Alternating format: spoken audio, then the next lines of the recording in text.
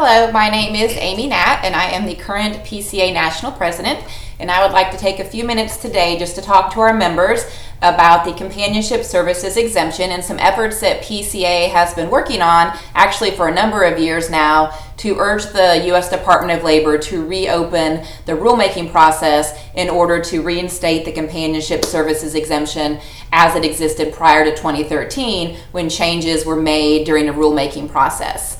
During a recent fly-in to Washington, D.C., several PCA members met with representatives of Congress, and Representative Francis Rooney was willing to take the lead on drafting a letter to Secretary Acosta at the Department of Labor that would urge him to reopen the rulemaking process. This is something that we have a very limited amount of time to accomplish.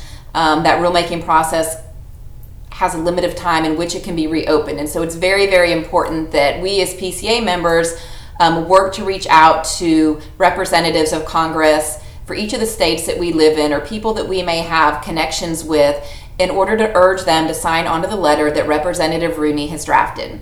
So far, Francis Rooney in Florida is taking the lead. Tim Walberg in Michigan has agreed to sign on, John Rutherford in Florida, Bradley Bryan in Alabama, and Phil Rowe in Tennessee. We also have other associations that are working with us. PCA is not alone in this effort and in the desire to reinstate the companionship services exemption. The International Franchise Association, Americans for Limited Government, the National Association of Home Care and Hospice, and most recently the U.S. Chamber of Commerce are also working with their members to urge them to reach out to members of Congress to sign on to this letter that Representative Rooney has drafted. Again, time is of the essence. PCA has sent out some emails with sample correspondence. We also have the contact information for Kenneth Clifford, who is in Representative Rooney's office, which is who we reach out to and who is sort of keeping us up to date on who they've heard from so far. PCA has all the background information on the companionship services exemption, on the changes that are made, and why it's so important to our industry. It provides a cushion for registries, so that if worker misclassification becomes an issue, if a registry is going through an audit, it exempts these companions, these caregivers that are providing services in the home of elderly and disabled adults.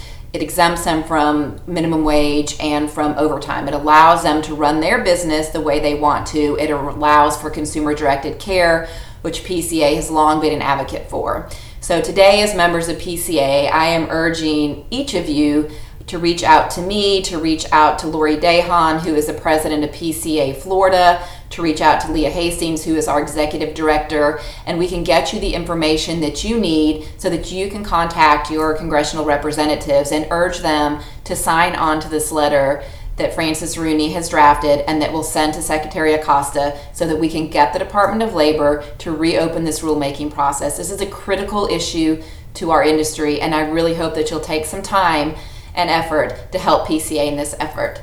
If there's anything that you need information for us, again, please feel free to reach out. We can get you everything you need, and together we can all make this happen. Thanks, and have a great day.